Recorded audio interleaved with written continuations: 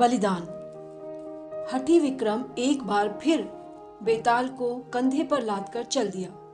बेताल ने रास्ता काटने के लिए विक्रम को एक कहानी सुनानी शुरू की और साथ ही यह शर्त भी रखी कि अगर विक्रम कहानी के बीच में बोला तो वह वापस चला जाएगा।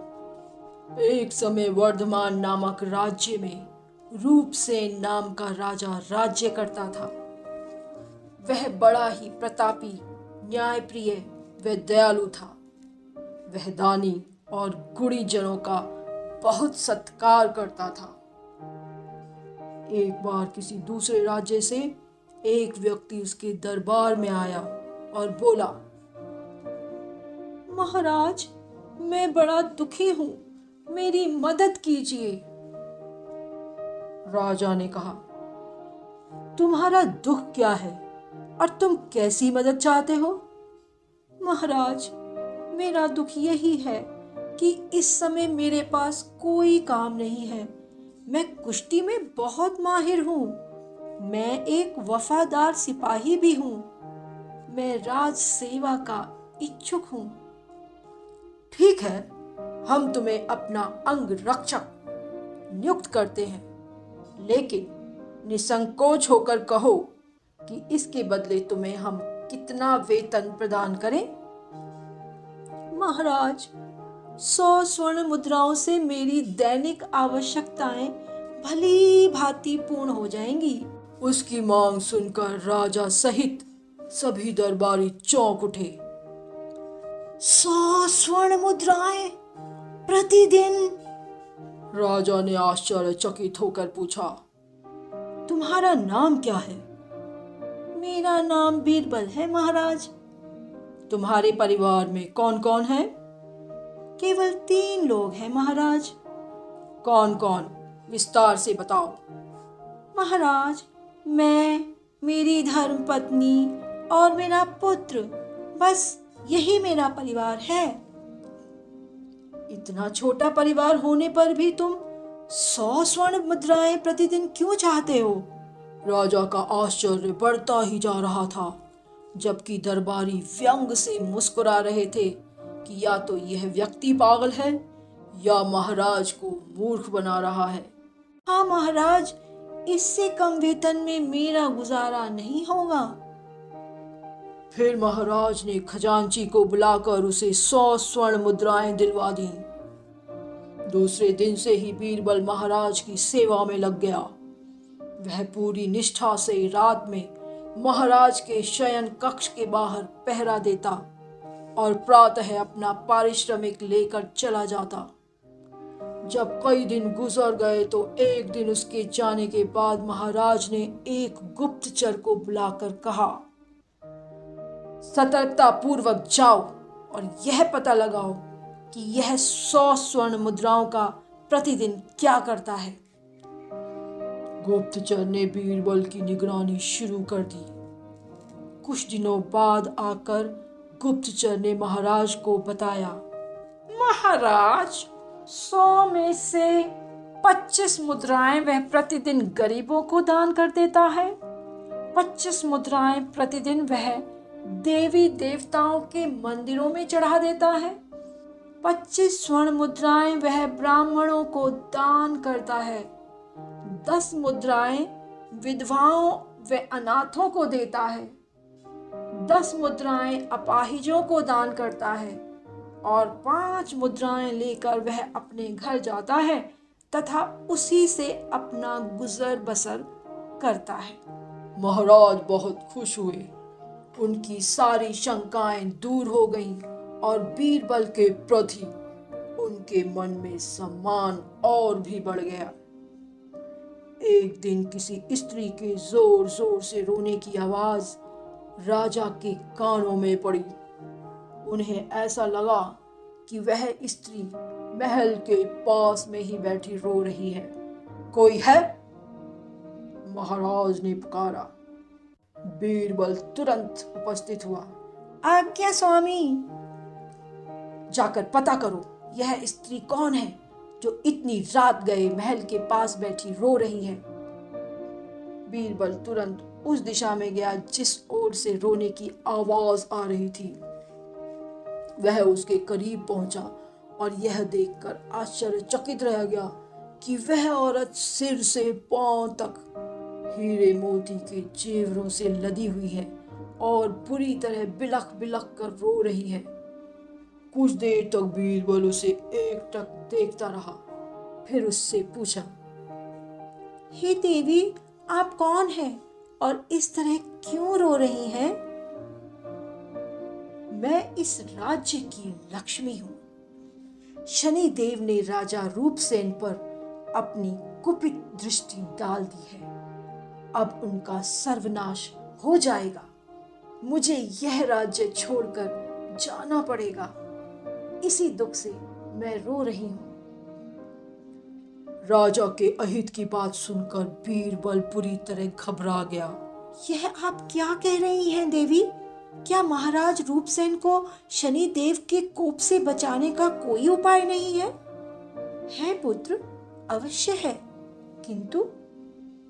किंतु क्या देवी, आप मुझे बताएं। अधीर होकर बीरबल बोला, महाराज के हित और राष्ट्र की रक्षा के लिए मैं अपने प्राण भी दे सकता हूं। सुनो, यदि कोई शनिदेव के कोप को शांत करने के लिए देवी के मंदिर में जाकर अपने बेटे की बलि चढ़ाए तो महाराज और राज्य पर आया संकट टल सकता है। देवी की बात सुनकर बीरबल वापस महल की ओर चल दिया। इसे संयोग ही कहा जाएगा कि बीरबल को भेजने के उपरांत राजा भी उसके पीछे पीछे चला आया था और छिपकर उसने देवी और बीरबल के बीच हुई सारी बात सुन ली थी। अचानक वे चौंके। राजमहल का द्वार आने पर भी बीरबल ने उसमें प्रवेश नहीं किया और तेज तेज कदमों से अपने घर की ओर जाने लगा।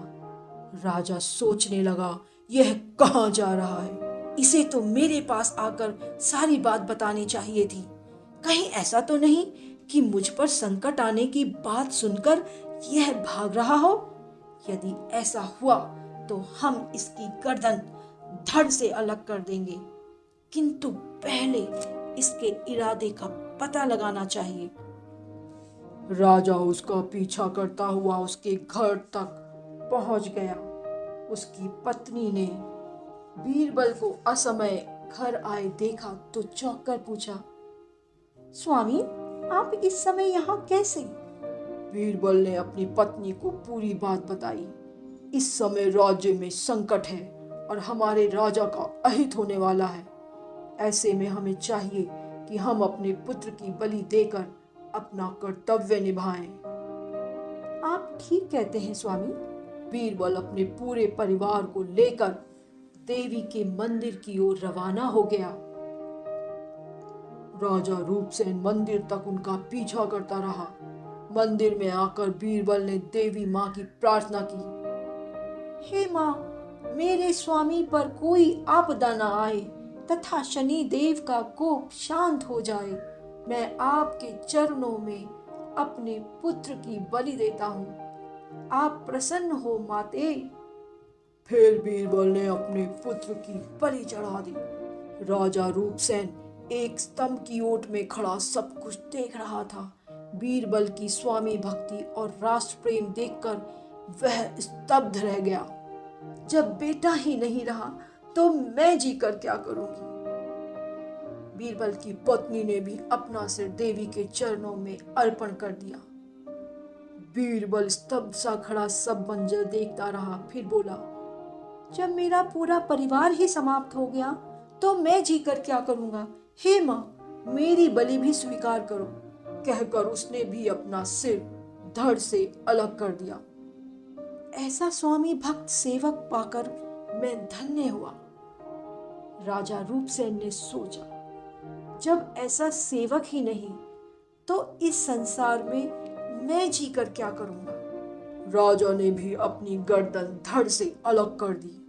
हे विक्रम, अब तू बता, इन सब में किसका बलिदान श्रेष्ठ था? राजा का, सेवक का, पुत्र का या मां का? विक्रम, यदि तुम मेरे प्रश्नों का उत्तर नहीं दोगे तो तुम्हारे सिर के टुकड़े टुकड़े हो जाएंगे। विक्रम बोला, इन सब में राजा का बलिदान सबसे सार्थक व अनोखा था।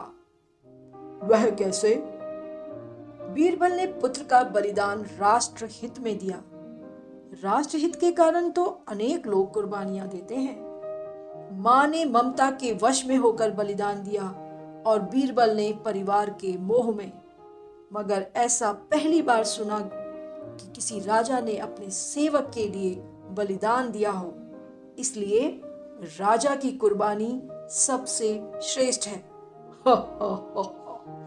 तुमने बिल्कुल ठीक कहा विक्रम, राजा का बलिदान सबसे श्रेष्ठ था, मगर तुम मेरी शर्त भूल गए।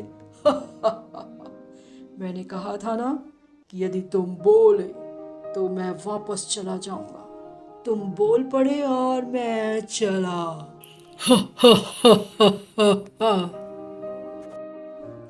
श्रवण क्षमता आकलन। प्रश्न 1। राजा रूपसेन के दरबार में जो व्यक्ति नौकरी के लिए आया था उसने क्या शर्त रखी? प्रश्न 2। बीरबल के परिवार में कौन कौन था? गुप्तचर ने 100 स्वर्ण मुद्राओं के बारे में आकर राजा को क्या बताया? प्रश्न 4। वह स्त्री जो महल के बाहर रो रही थी वह कौन थी और क्या चाहती थी? प्रश्न 5। श्रेष्ठ बलिदान किसका था और क्यों? धन्यवाद।